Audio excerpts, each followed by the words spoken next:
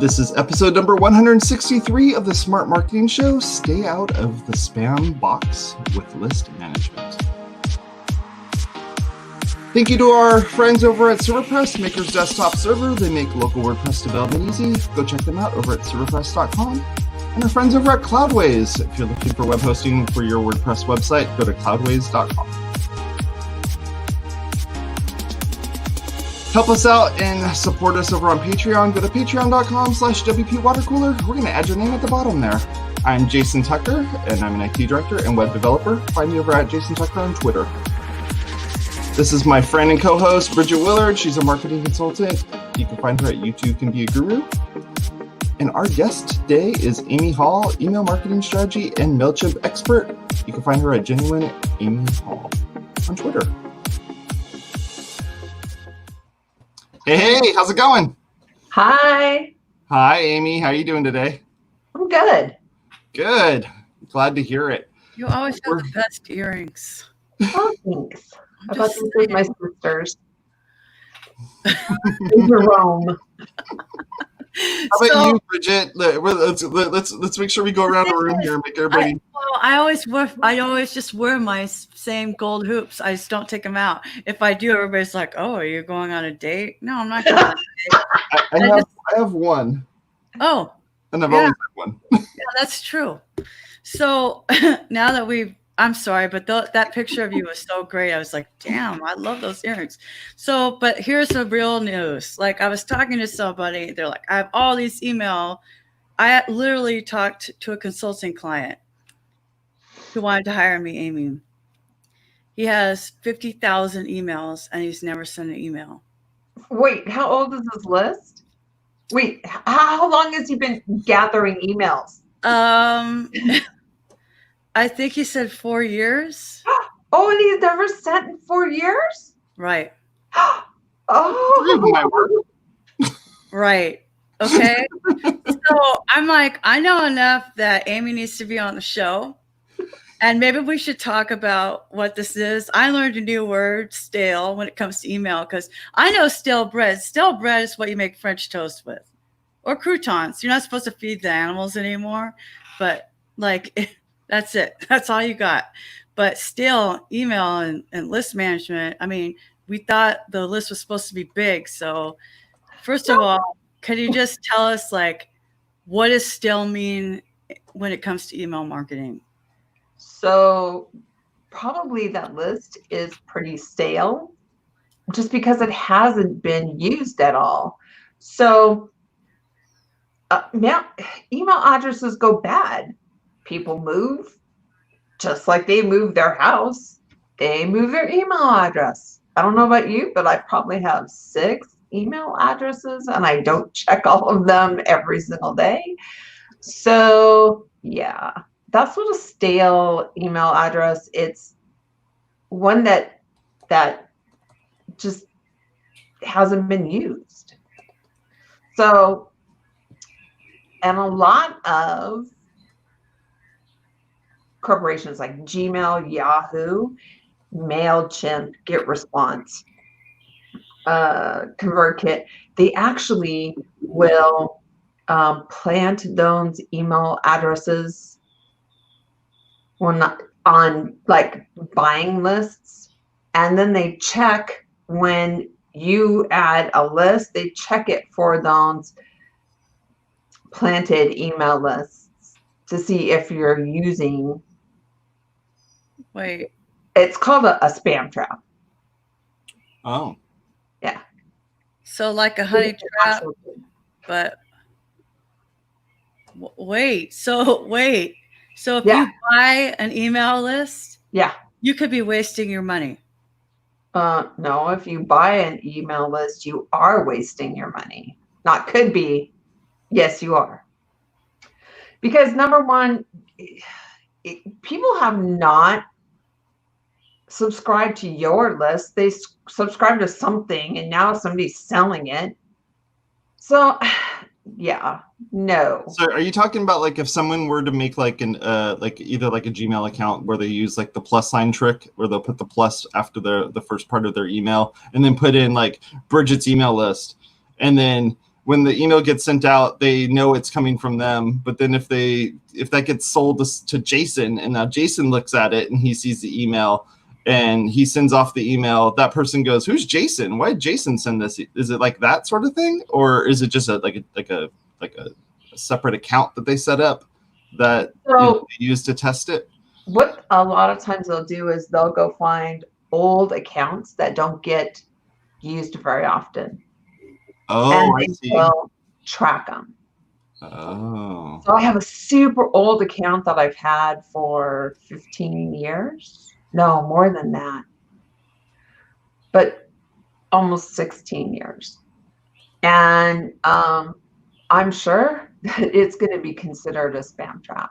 Because you don't regularly email from it, or? I don't email from it at all anymore. I just receive emails there. But it's just, if a email address is old, MailChimp assumes that it's not good. Oh, okay. If you clean it, like through a service, the service assumes that it's not good also. So I'm pretty sure that Gmail's going to assume that it's not good also. Wow. And they know how old the email address is. Wow. I wonder how that works. Like, I'm on the technology side. I'm going to have to do some research and figure out, like, how does that part of it work? Right? It has to be some kind of... It's not like there's a born-on date for an email address, but... Well, maybe there's a blacklist. There could be a collection. There is a born-on date for an email list. Oh, no, for an email address. Like, if There's a born-on date for an email address. What date you create that email address? That's a born-on date. Yeah, but I don't throw a party for it and then send out invitations so everybody knows what day it was created. No, but Gmail knows, and MailChimp can look in and see those credentials, and they'll know. Huh. Okay, so what about like it's my really old email address is a Hotmail email address, so you know it's old. If you have AOL and Earthlink, you know it's old. Yep, that's true. That's true. And you can assume the age of the person that has that, right? Yeah, because for a couple of things going on here in my brain, and Jason's still like trying to figure out the technology of it. I am right now. He's gonna build a script while we're talking. I am. So, when I was at the travel agency, we were buying physical mailing address from Nielsen's. And then we wanted to track or get the email addresses from that. And even though I said, you can't do it with ICANN spam laws, like she was doing it anyway. Okay. Yeah. But then I knew that, listen, back when I was Republican, which I am no longer registered as a Republican, just so everybody knows. I'm also no longer blonde, and I also don't wear glasses anymore. Not without your glasses. I know, my eyes are all puffy. My face is all puffy. I can't wear eye makeup for 5 days. But here's the thing, Amy. Like, I subscribed to Newt Gingrich because he was the one I liked. And all of a sudden, I'm getting all these emails from people I never subscribed to. But because I use Gidgey at blah, blah, blah, blah, blah, .com, it didn't fall into that trap. Because my email is used, because I use that email? It could be a spam trap. Like, I can't tell you what a spam trap. I couldn't tell you if your email address is a spam trap. They just use them for that. Okay, but I guess what I'm saying is, if people buy a list and your active email is on that list, then they can still email you. No, so the thing about it is people can email you once to comply with CAN spam. They can email you once. Oh, okay. After that, it has to be opted in. Okay. But like with the Newt Gingrich thing, he got the list from, the Republicans, whatever. A lot of realtors do this. They get the list from the board. And it's assumed that when you, as a realtor, when you give your list to the realtor board, Sandy Carr down here in San Diego, that they're going to give your email address out.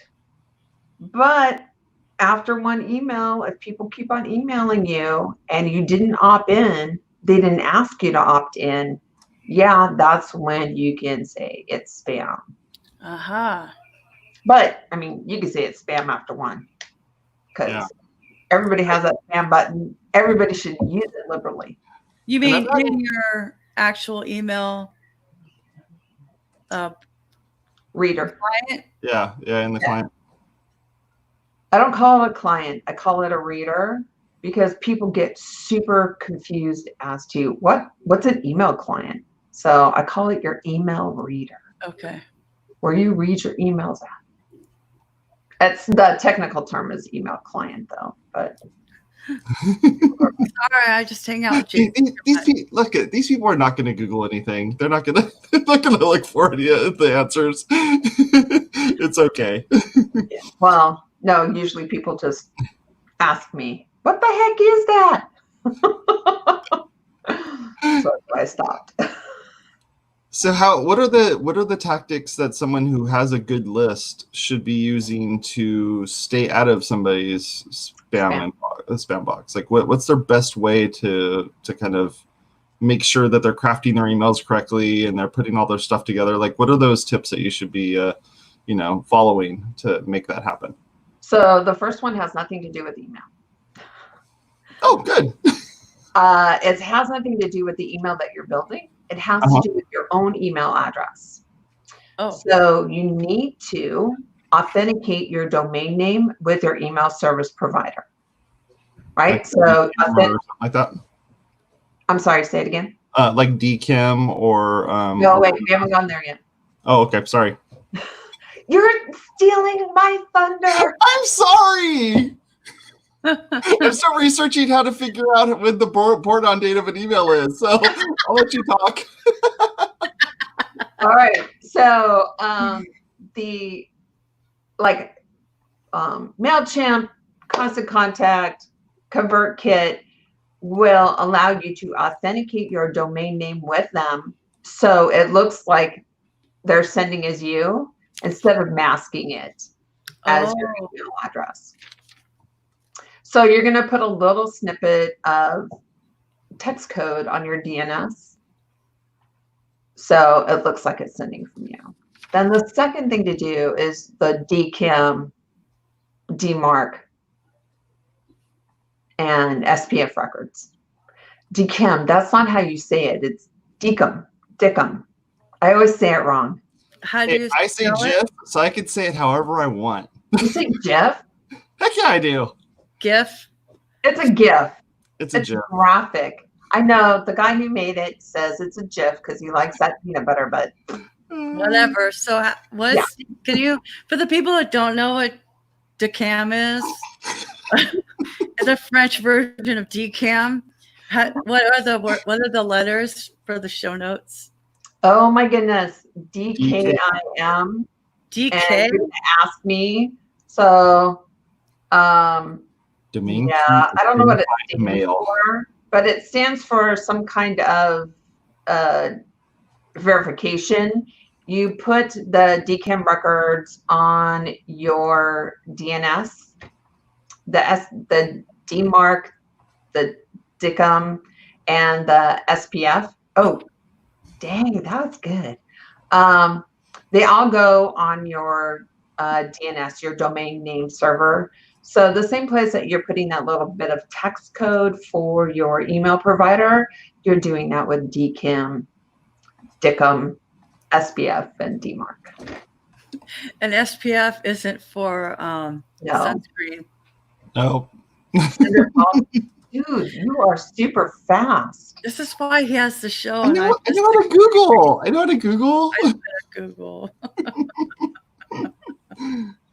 Which is funny because like even these types of things like this, like domain keys identified mail, like that doesn't mean anything to anybody. But doesn't mean anything to me. Well, okay, so here's what it does. And the thing is that like these developers and these people that come up with these different frameworks and these different ways of doing these things, they're not good at naming anything. Okay. Because they're not marketers, but those 3 acronyms is why I'm hiring Amy to build my drip. Okay. Right. Exactly. I can't even with DNS. You say DNS, I'm out. Yeah. So, okay. That was number 2. What's the third one? Okay. Well, let me tell you what the DKIM okay. and the SPF and the DMARC do.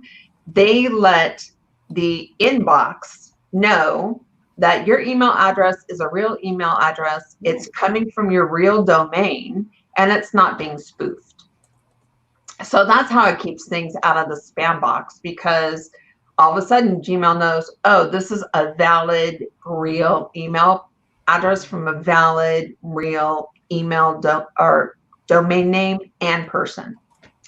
So you're going to get the email platform authentication so that it looks like it's sending from you, and then you're going to make your email address safe so it doesn't end up in the spam box that way. Bridget, if you're wondering, this is the last one. Oh, DMARC. Okay. Yeah. DMARC. Well, just for when I do the show notes, like yep. And because people might want to know, so yeah. And also, when the translator, the auto translator, whichever service Jason's using today, is translating, it's not going to know that. So I can't trust that either. Yeah. So, Amy, I've seen a lot of clients of mine who are just starting out with things where they don't even know that these things need to be in there, and they go and send off an email. Can you explain what happens when you don't have these records set up appropriately and you go and send off an email? And even better, they'll send their email from MailChimp from a Gmail email address. I do that. What? I love it. No, I know we've talked about this, Missy. What? I don't even have. What do you? Oh shit! You have BridgetWillard.com. Just get a BridgetWillard.com email address. I don't even know how to do that. Damn it! I'll figure it out. Well, you get it from your hosting provider, so. no, because my hosting provider doesn't do email. Pressable doesn't do email. Oh, so you get it from your domain name provider. Domain name. Okay, so name secure. Damn it. I don't want a bunch of emails. But here's the thing. You can have a 50% open rate of the emails that are getting delivered. So you're saying I'm at risk for not even being delivered because it's not coming from @BridgetWillard.com. Yes, because Gmail doesn't trust Gmail. Gmail doesn't trust Gmail? No, that sounds like an internal. I'm from Gmail. Look in your spam box. What are all the spam email addresses? Hotmail? No, they're Gmail. God dang it. I hate it when we have guests on the show. Bridget, I love it when we have guests on the show that have this type of thing, because what it shows is that even the people that are in the know, there's still something that they need to know. Well, that's why okay. I don't do this. That's okay. So clearly I need to do all these steps because I'm doing it all backwards. Yep. You have a great open rate, so there you go. What you're getting delivered is getting open. Yeah, well, maybe I'm not getting delivered because it's from Gmail. Well, and when you have that, yes. So when you have that domain name, when you have it authenticated, that's going to get it delivered into the general email inbox, right? Mm-hmm. But maybe not the right folder. Right. And when you get the DICM, the DMARC, and the SPF, that's going to tell Gmail and Yahoo and Hotmail to put it into the inbox instead of the spam folder. So that's why, and you can get your developer to do that for you because they're in your domain. What? Don't tell her that, because that's me.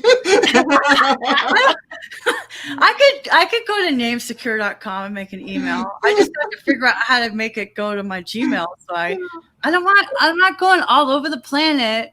I have everything going to my Gmail. I thought it would be so much easier, and I even paid for the G Suite and everything. Seriously. So clearly, even Well, if you paid for G Suite, if you paid for G Suite, then that's even better. Because, yeah, you're good.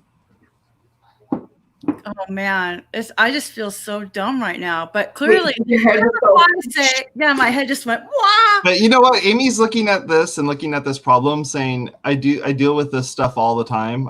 This is a new person with a new list and a new everything, and they don't know what to do." And that's what I love about the show is we could actually be the client that is going like, "Oh my gosh, are you kidding me?" No.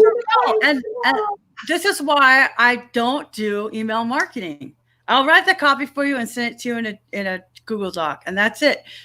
And this is what I always tell people: the more I talk to Amy and other people like Jen Miller, email marketing is very technical.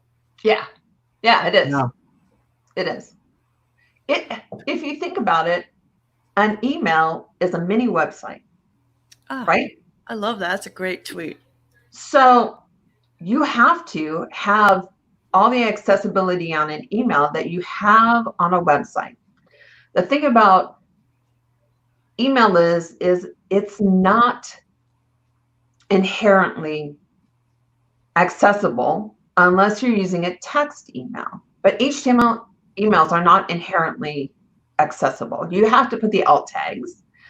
Most people do not put any alt tags in their emails. And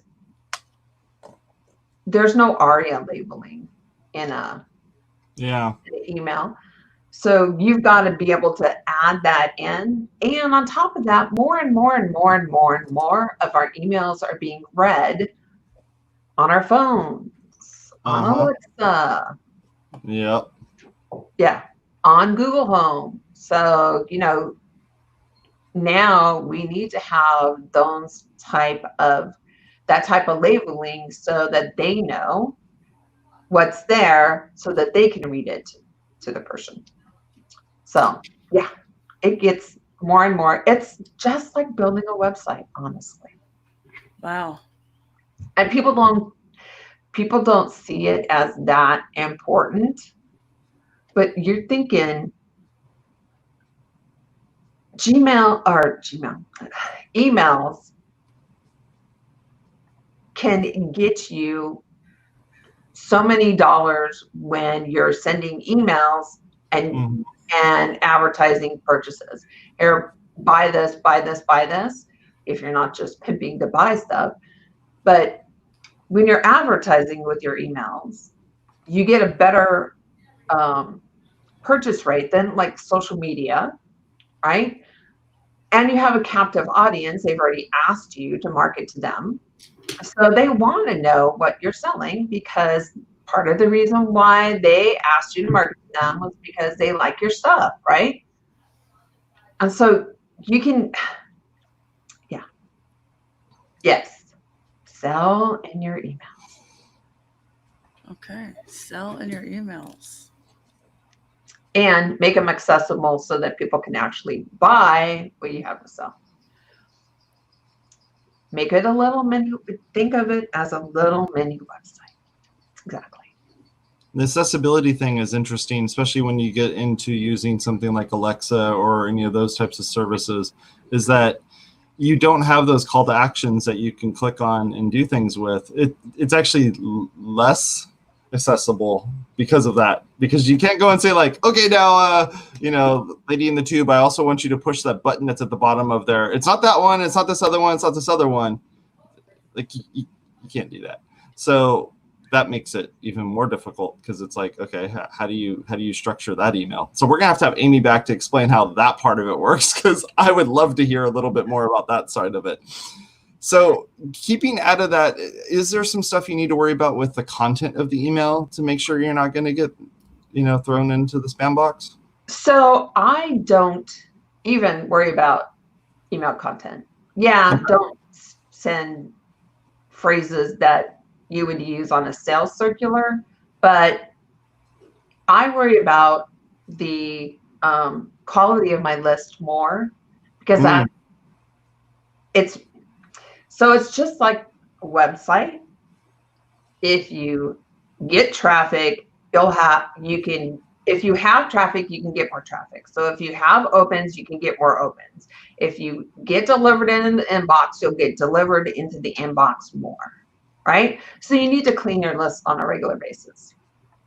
And if somebody hasn't opened in the last 6-9 months, send a re-engagement email and ask them to take an action to remain on the list. Don't just tell them, oh, if you don't want to be here, unsubscribe. Ask them to take an action.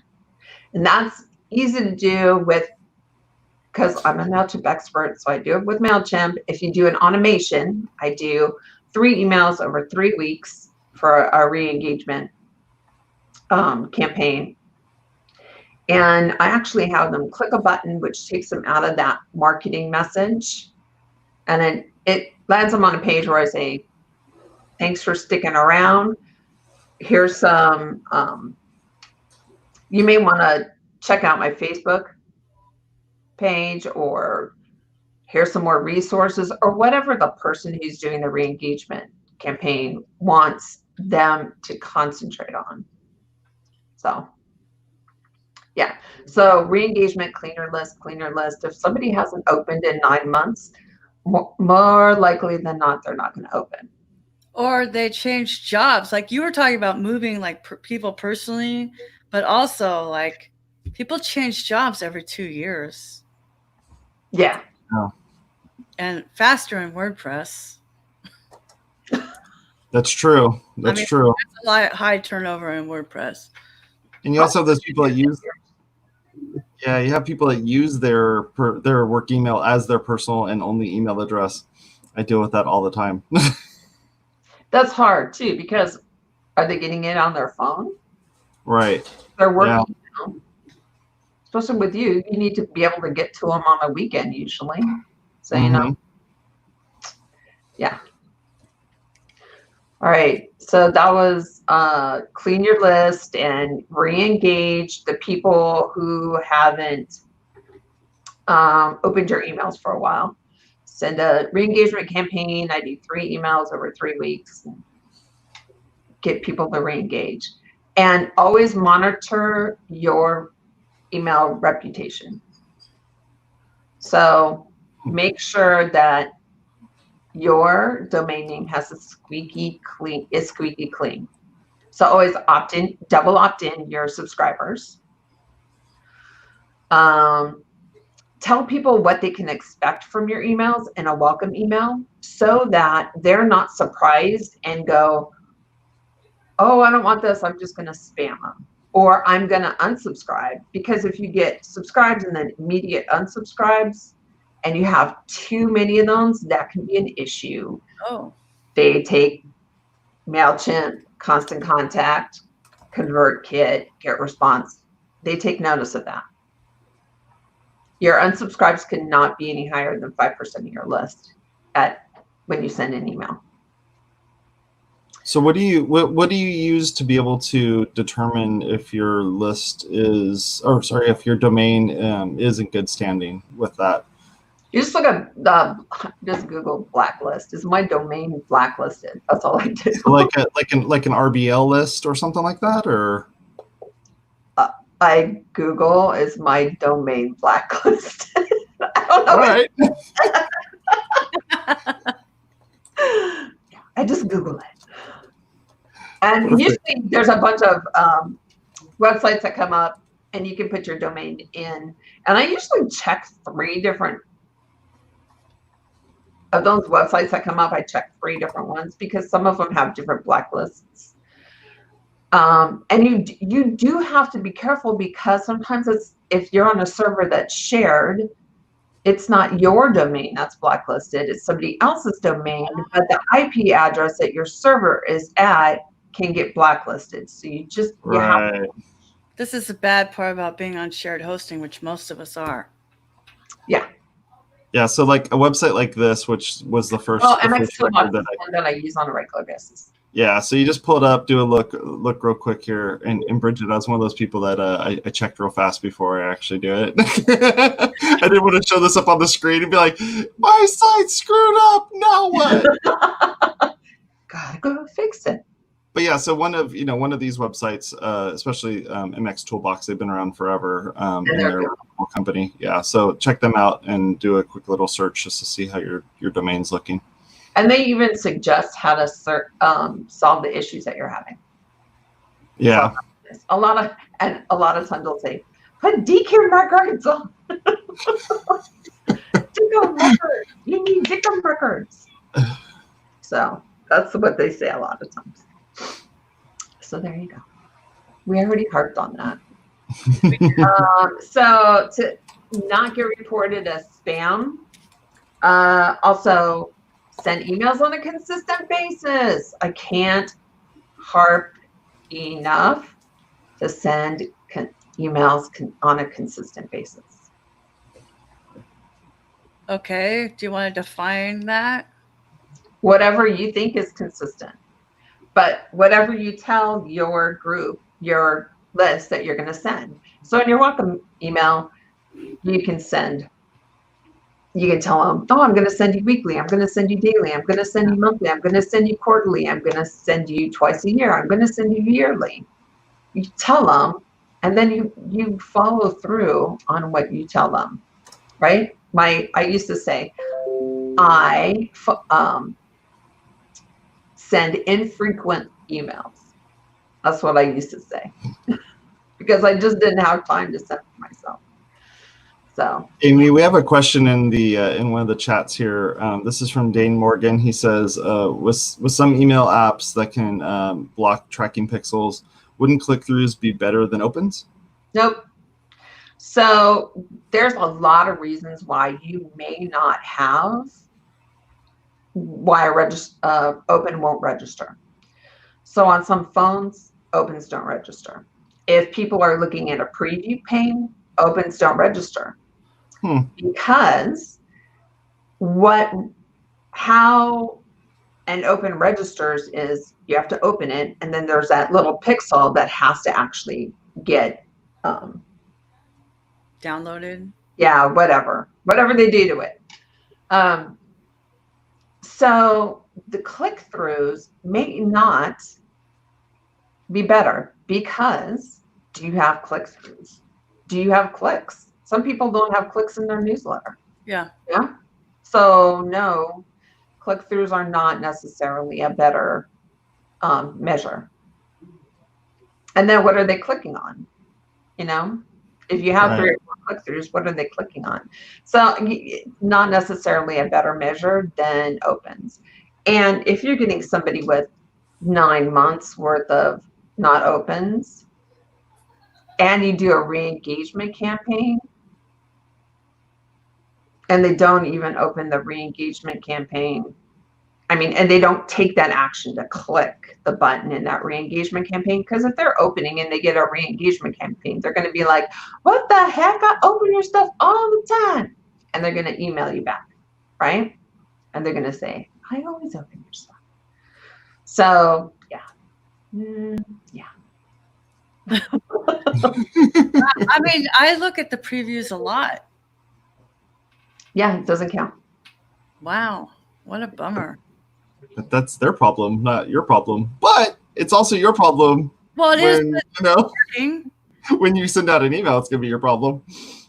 Well, the thing about it is like, I'm always kind if I have somebody a client that sends an email, like I'm on a lot of client lists, a client that sends an email, I make sure I go open every single one.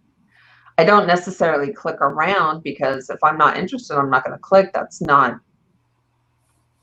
actually not a good practice. It's kind of like lying, but I always open, and you can just know from now on, hey, I just need to open. So I can't use a preview pane. It makes my brain hurt. Live and die by it. Oh my God. Yeah. No, and I used to use it all the time, but How interesting. Yeah, makes me crazy. There's just too much information all in one place. It makes my brain just. Yeah, you don't want to see my desktop then. Yeah. I have inbox 0. Wow, that's amazing. I'm still one of those people. Those are things I need to deal with. So Yeah, I get too obsessive and compulsive, and I can't handle that digital clutter. Yeah. Right. I'm somewhere in between the two of you. Somewhere in between. Okay, so we don't want to get reported as spam, so we definitely need to use an email with our domain name that we have verified is really us, and told everybody and their mom that it's really us, all the people that matter, Google, everybody, and we don't. Yes, my Hotmail email is mine. Or whatever. Like there are still people using AOL emails for some reason, and whatever, and Outlook and whatever. So we want to make sure that we send consistent emails, but the double opt-in, because I add people to my list, and then I have a welcome email and says you've been added to this list because you've expressed interest in my products or services. I send an email about once a month, and then I don't always do it because I don't always I haven't done it lately because with COVID, it's like, or got nothing at all with COVID. Like I got so many emails. I was like, dude, I have not heard from you in 2 years, and all of a sudden I get a COVID email. Right. Just not. You're out of here. Yeah. And then they're telling you about their store that's in like Tennessee. And I'm like, I don't live anywhere near Tennessee. What are you asking me to go to your store for? And I'm not going to go to your store. And it's like, I do not care about you. I mean, I was hoping your retail store was safe from, germs in general. So, right. I mean, like people. Oh my God, no. Like, I mean, how many times have you gotten the flu? And I mean, I'm not saying COVID isn't real. I'm saying regular stuff we all get all the time. The flu. Or just clean the countertop. Yeah, just clean the countertop. Yeah. Just stop being gross. Oh my God. I'm the mask in the hand sanitizer. But yeah. I hear you. Anyway, so I don't want to send useless emails. I don't want to get stuck in, but I also don't click spam on things. I just unsubscribe. Yeah, I do on some of them. And then some of them I'm like, dude, there's a lot that are spam that come through. Yeah. There's a lot that are spam. And if you have not emailed me in 2 years, I know I unsubscribed from you because I know I unsubscribed from you. And once a year I go through and I unsubscribe because I sign up to a lot. So I go and unsubscribe for a lot, right? And there's some service that I use. I don't remember what the name is. Oh my gosh. Unroll or one of those types of things. Yes, Unroll, that's it. Unroll. Yeah. Yeah. And so I unsubscribed. So I know that I was unsubscribed and then I got the email from them.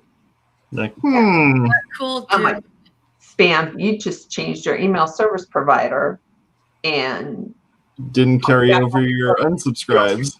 And as an aside, for those single ladies who are dating really cute guys in Whittier who are single, no, I'm married. Sorry. that guy. Listen,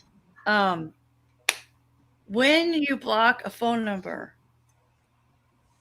just block it. If you delete it, it's not blocked anymore. No, they can still call. Yeah. So, because people say, my friends will say, girl, you need to block and delete. No, just block and then keep that number on your phone, because if you delete it, then they can contact you. I had a guy contact me, and I'm pretty easy to find, but I don't usually have stalkers. I just have the Russian hackers who want me to take care of their children. But I'll get them from Instagram, and then they'll find me on all these other messaging platforms. And so when I did that by mistake. I deleted a bunch of numbers. Like, who is this? Delete, delete, delete, delete, delete. Guess what? They all come back. So if you block a phone number, keep it in your phone. Is that true too for email? So that's like the email reader. I would assume so. Okay. I don't know so much about the email readers. Okay. But I would assume so, Yeah. Because it's so easy to be like, I don't want all these people on my phone. I don't want all these addresses. And then you're like, whoa, they're all coming back. Who are they? New phone? Who dis? I'm like, well, I could speak a tiny bit into it in that if you leave the contact in there, the contact, there's some things that will look to see if a contact exists, and if a contact exists, then it will allow you to receive that email. The other thing is sometimes you have those services where you send out, where the service will scan your email address for you to like find new friends on some new social network or whatever.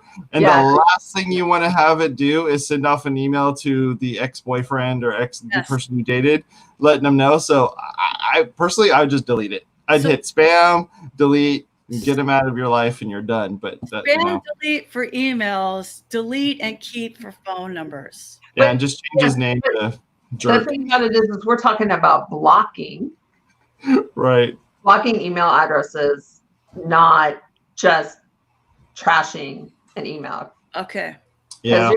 You're trashing it, basically. You're throwing it in the trash can, right? We were talking about blocking an email address. Well, I mean, because some people that I talk to, Gen Pop people, think it's the same thing. That's why I wanted to kind of like differentiate it. Yeah, no, different. Girl, you need to delete and block that number. Well, I have a quick question. So with I've been seeing this is a trend that's been bothering me for probably the last year, in that I've been getting these drip campaigns from marketers that they're sending an email as if it's their own email. I go look at the email headers because I know what I'm doing, and I'll see that they're using some service to send off their emails, and it's coming through that email reader you're talking about. So because of that, I tell them, hey, I can't unsubscribe to you because there's no unsubscribe footer.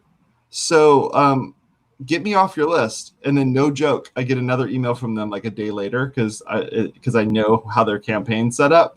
And I'll keep sending them emails saying, hey, remove me from your list, remove me from your list.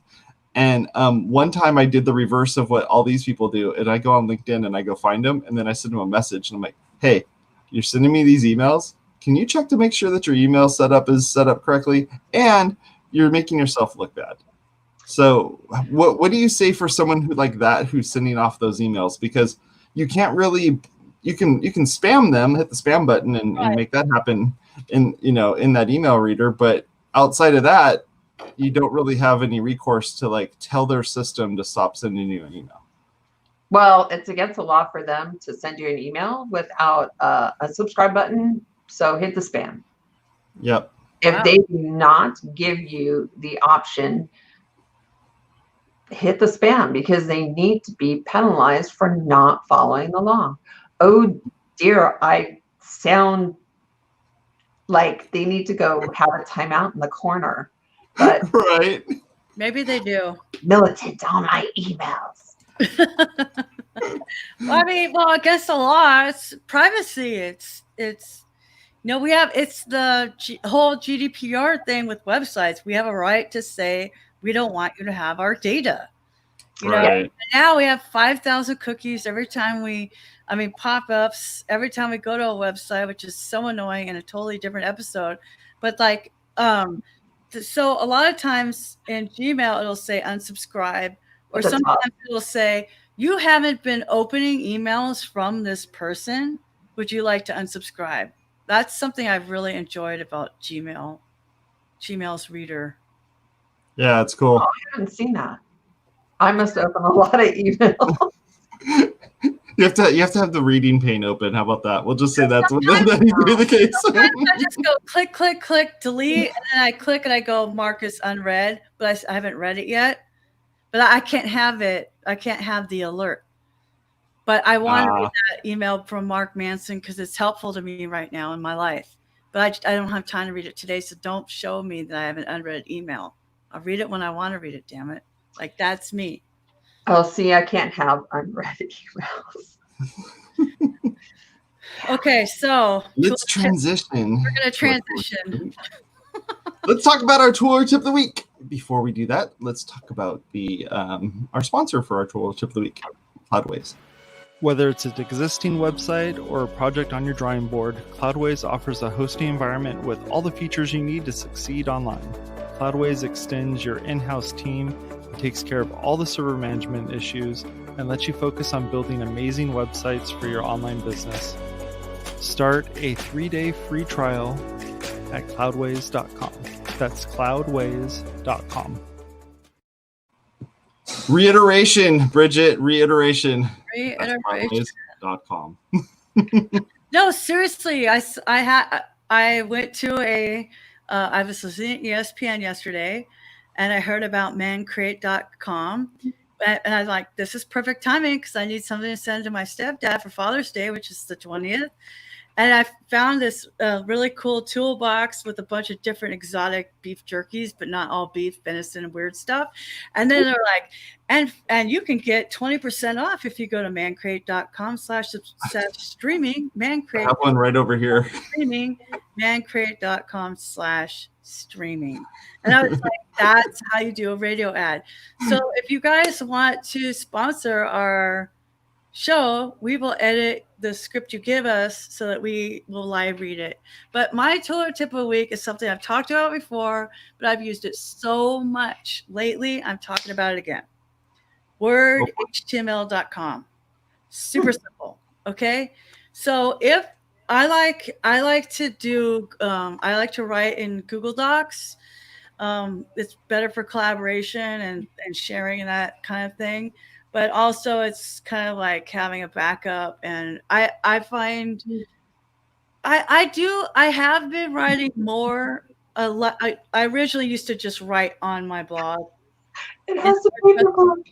Isn't that funny? What Clippy? It's just ridiculous. Come back.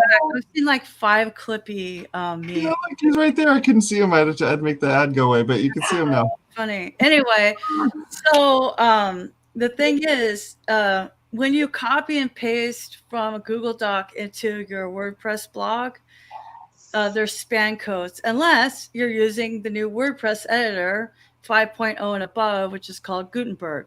But most of my sites that I work on for clients have the classic editor installed.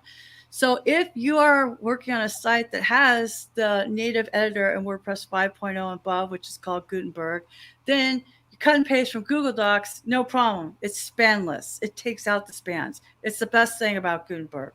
But if you're like me and you have classic editor installed, you can't do that. So instead, I paste it into Word HTML, and then I go to the HTML part, and I go and I click clean code, and then I copy and paste it, and then I paste it back in my text editor of my blog, say the preview, boom, all my headings and everything's the way I want it. Yeah.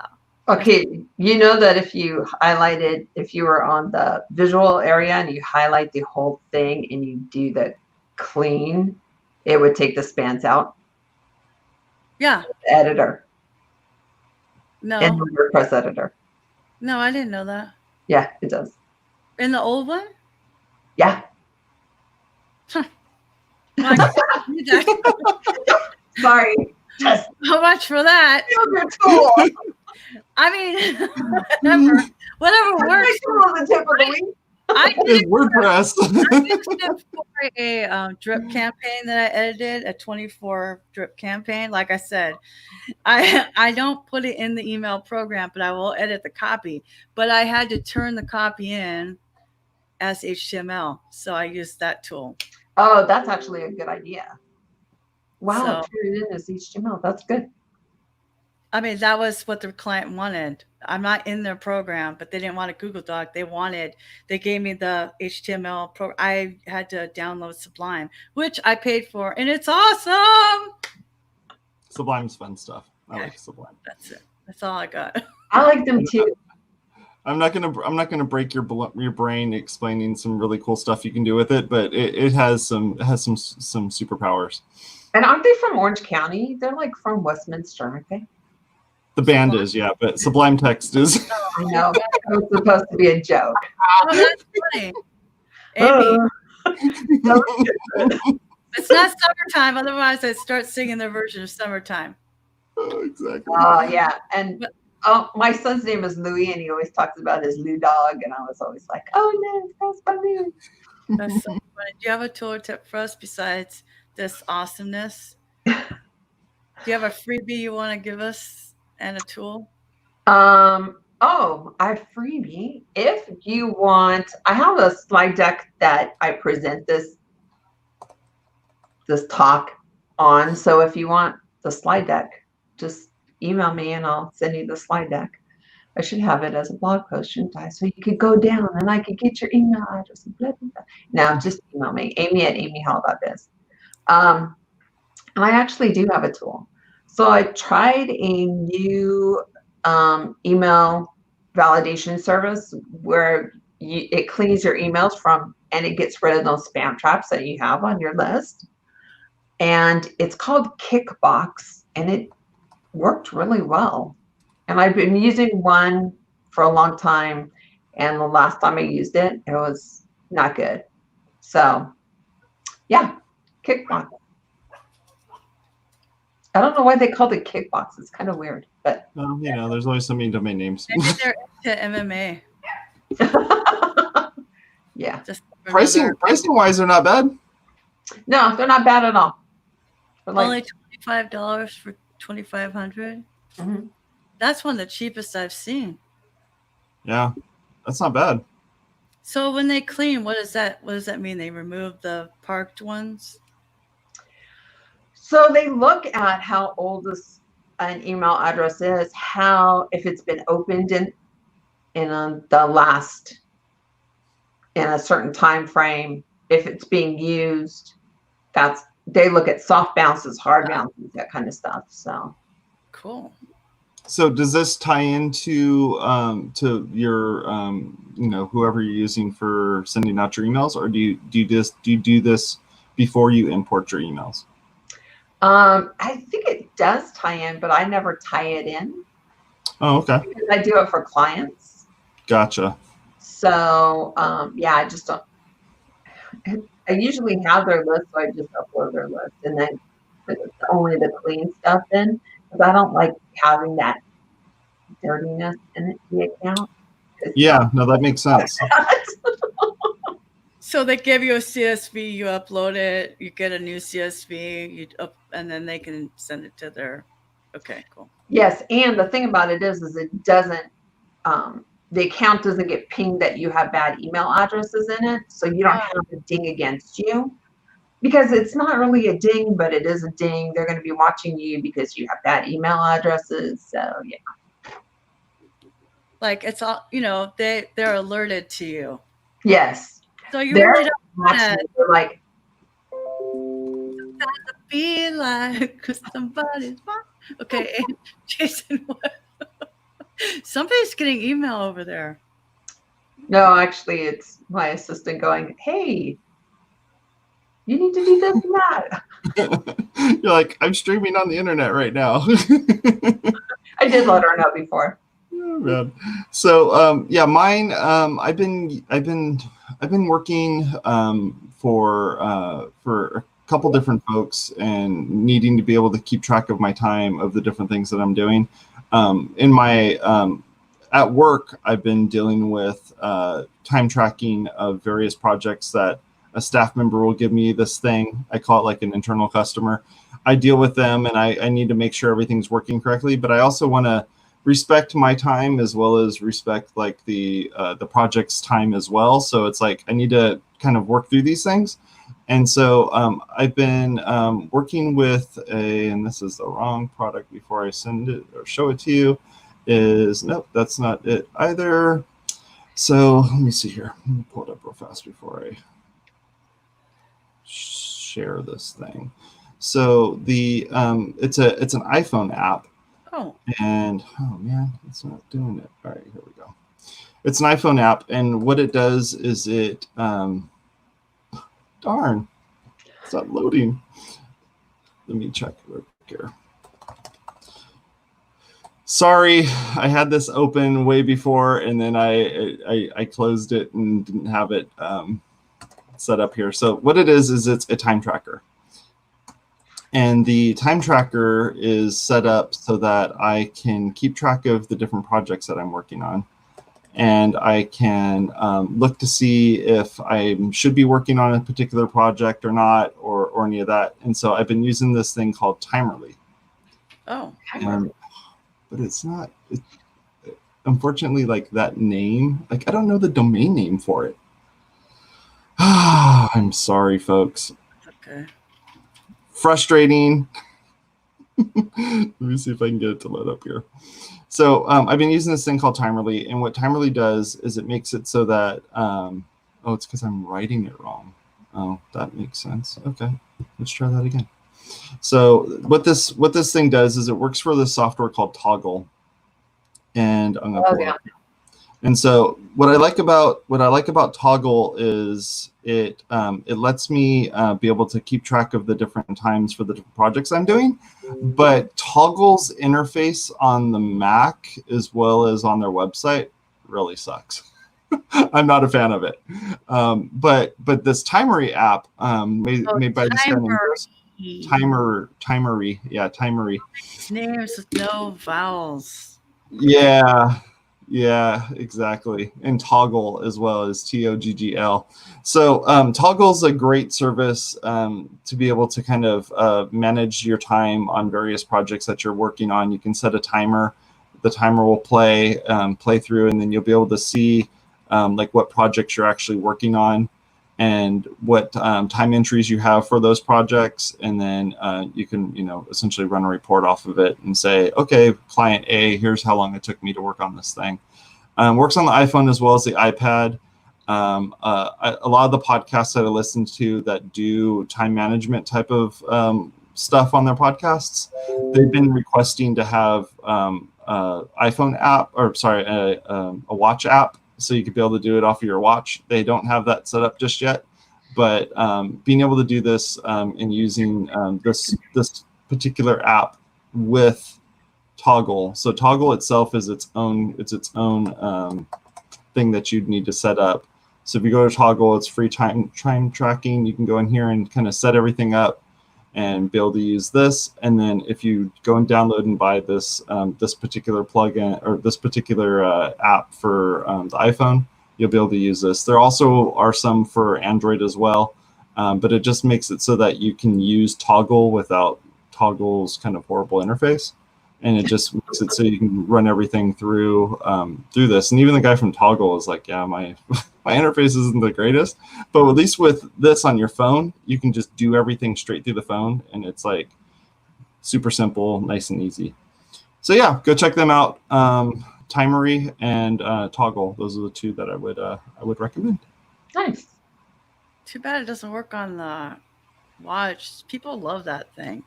Yeah, I use my watch for darn near everything. The only thing that bugs me, and I will say this because I'm old, the only thing that bugs me about people with their watches, the iPhone watches, because I have very many friends that have them, is that a lot of times they'll be going like this. It's a boredom indicator, yeah. No, something's going on, and they need to look at it. I get it, but when people do this, I think they got something better to do. Yep. I mean, like they need to leave. It's just ingrained in me because of my age, and I do it. And I haven't worn a watch since I started. Like, okay, so I haven't learned. Since I started playing guitar, which I haven't played in forever, but since I started playing guitar in like 2000, so 20 years I haven't watched. And I still go like, and what time is it, everybody? Right? I never watch when I'm speaking, but when people are going like this, I subconsciously think, oh my gosh, I need to leave. The time is up. Isn't that a funny thing? But I know like consciously they just got an email and they got to just check it, or the thing is telling them to stand up because they do what their watch says. Isn't that a funny thing? It's a weird. My watch is my boss. I have to do what it says. Well, Amy, I want to wrap up. So, Amy, can you tell us where people can find you and how they can be able to send you an email so that they can get added into your list? Gotta wrap it up. So my website is amyhall.biz, B-I-Z, not .com. It was already taken. And my email address is amy@amyhall.biz. Awesome. We'll make sure we get people sent over there, and we'll make sure it's also in our show notes too. So thank you very much, Amy, for being on the show with us. I'm now going to play our outro. Here we go. Go support us over on Patreon. Go to patreon.com/WPwatercooler. Here's the folks that helped us out this week. We really appreciate it.